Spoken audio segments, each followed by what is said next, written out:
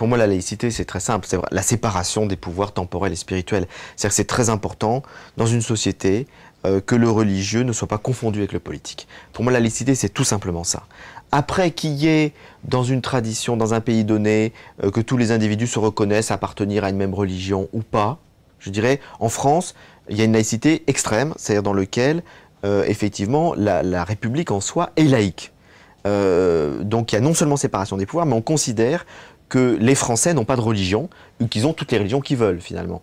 Ce qui n'est pas le cas dans un tas d'autres pays. Les Anglais sont officiellement anglicans, je crois que les Suédois sont officiellement luthériens. Enfin, il y a quantité de pays où il y a une séparation de fait entre le religieux et le politique, mais en même temps, il y a une identification de la nation à une religion. Bon. Donc, c'est d'autres formes de laïcité. Peu importe pour moi. Par exemple, si un pays musulman voulait se reconnaître comme musulman tout en ayant une séparation de fait des pouvoirs, ça va. Le principal, il peut y avoir un facteur d'identification collective à une religion. Si 90% des gens sont dans cette religion, pourquoi pas?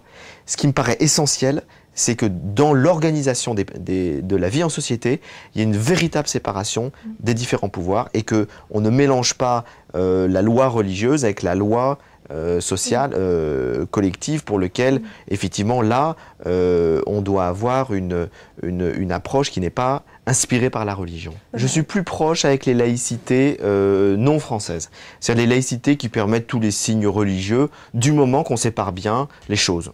Que les choses, bon, on ne va pas mélanger dans la politique, dans le droit, etc., le religieux et le politique. Après, que les gens aient envie de s'habiller comme ci ou comme ça, d'avoir tel signe religieux, de manger comme ci ou comme ça me gêne absolument pas. Ça, c'est un point, je dirais, je suis beaucoup moins raide que la laïcité française, parce qu'on a une histoire particulière. Parce que la France, il a fallu se battre à mort contre l'Église catholique pour essayer de s'émanciper. Du coup, il y a vraiment une peur que le religieux revienne et une mise à distance, je dirais, trop brutale du religieux.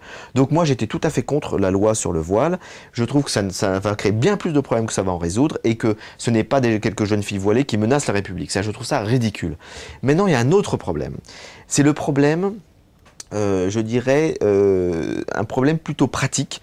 Est-ce qu'il faut permettre qu'à l'école, dans les piscines, à la cantine, etc., il y ait une multitude de spécificités? C'est-à-dire que c'est compliqué à gérer.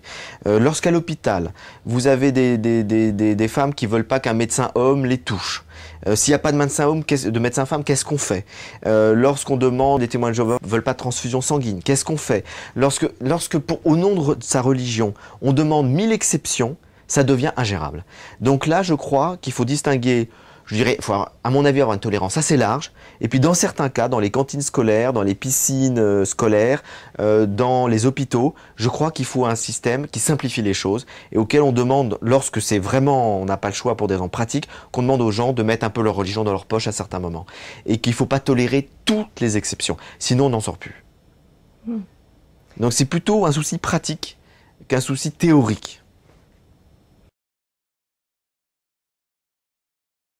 Il m'apparaît très clairement que le désir de Nicolas Sarkozy et de l'UMP de lancer un débat sur la place de l'islam en France est évidemment un débat hautement politique à un an de la présidentielle et qui vise encore une fois à essayer de capter des voix au Front National.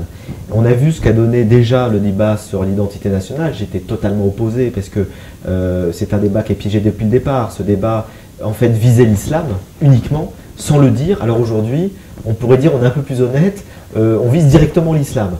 Mais je pense que ça ne peut aboutir qu'à, d'une part, une stigmatisation de la population musulmane, qui est de toute façon très diverse et très complexe, parce qu'à travers, quand on parle de l'islam et des musulmans, on va évidemment parler de ce qui pose problème, mais c'est l'ensemble d'une population qui se sent visée à travers des pratiques qui concernent des minorités.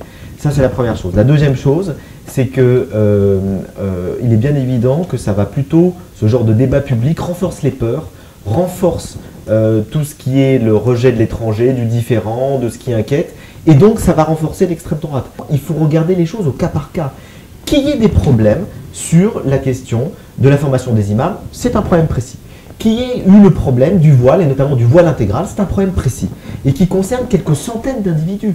Qu'il y ait un problème sur la question de la construction de mosquées, c'est un problème précis qu'il faut regarder. Mais chaque fois, ce sont des problèmes particuliers qui ne concernent pas la totalité des musulmans. Or, poser la question de l'islam en France, on stigmatise toute une population, comme si cette population posait problème en soi.